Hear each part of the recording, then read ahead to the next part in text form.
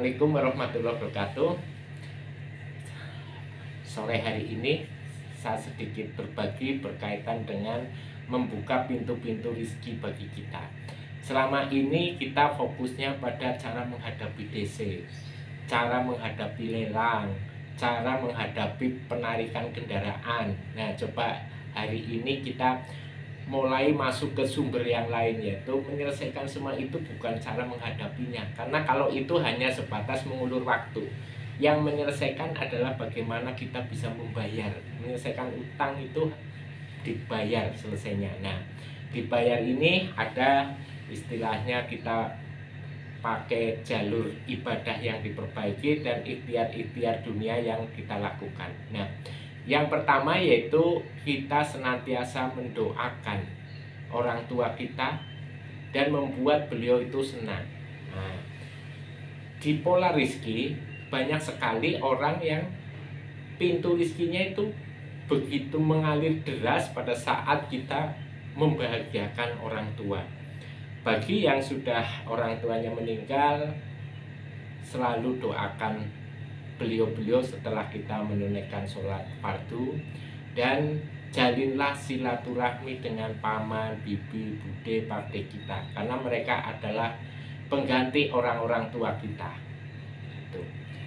Bahagiakan mereka, sehingga dengan kebahagiaan mereka pintu-pintu rezeki akan mengalir ke kita juga. Terus yang kedua yaitu sholat fardu kita untuk yang laki-laki berjamaah di masjid, yang wanita di rumah setelah kumandang iqomah dari masjid terdekat. Nah, ini dilakukan tepat waktu, karena dengan kita memperbaiki sholat kita, maka hidup kita akan semakin baik. Hidup kita bermasalah apabila sholat kita masih bermasalah, sehingga perbaiki sholat, insya Allah kehidupan kita juga akan semakin membaik. Terus yang berikutnya yaitu banyak diantara kita pada saat sholat subuh ngantuk terus tidur kembali. Cobalah kita rubah ini, setelah sholat subuh kita perbanyak zikir, tadarus, sehingga nanti kita akan rizki-rizkinya itu akan segera mengalir lebih cepat lagi. Ini. Nah, kalau kita juga setelah subuh itu tidur kembali, biasanya bangunnya juga lemas. Selain itu, ini juga akan mengganggu daya ingat kita, karena ini saraf-sarafnya berbeda katanya.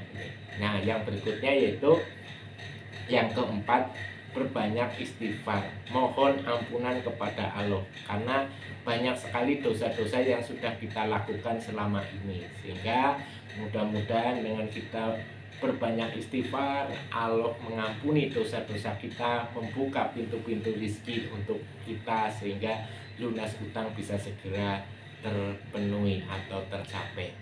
Yang kelima yaitu bersedekah. Ini utama sekali, terutama pada saat Anda pulang sholat subuh, pulangnya sambil bersedekah. Ini luar biasa, karena rizki itu ditebar di pagi hari. Nah, ini mudah-mudahan ini juga jadi wasilah kebangkitan kita.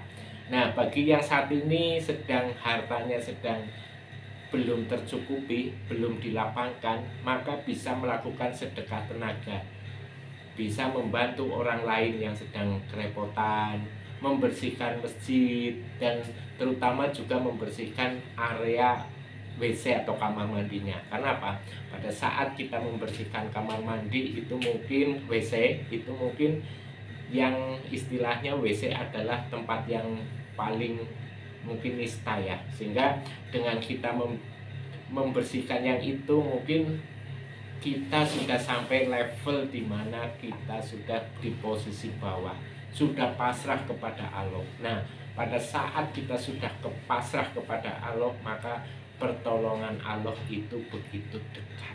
Jadi bersedekahlah ini. Terus yang kelima yaitu kita harus istiqomah terhadap ibadah-ibadah yang kita lakukan. Selalu berprasangka baik kepada Allah bahwa doa-doa kita akan diijabah. Seperti kisah Nabi Yunus, beliau masuk ke dalam perut ikan.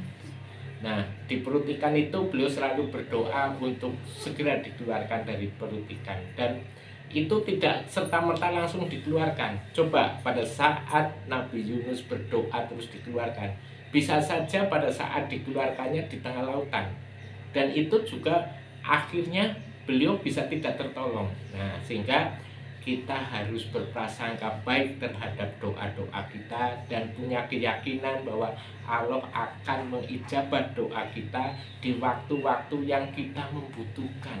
Nah, ini sehingga kita harus istiqomah dalam melakukan ibadah-ibadah tersebut. Yang terakhir yaitu yang ketujuh, kita harus selalu bersyukur terhadap nikmat Allah. Karena apa? Allah akan menambah rizki kepada hambanya yang pandai bersyukur.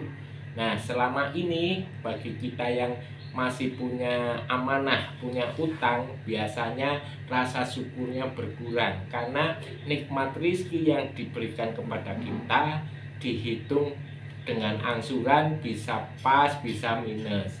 Padahal kalau kita hitung dengan orang lain, bisa saja nikmat rezeki kita itu lebih besar dari yang lain. Cuma karena kita melihatnya kebutuhan, akhirnya rasa syukur kita akan menurun.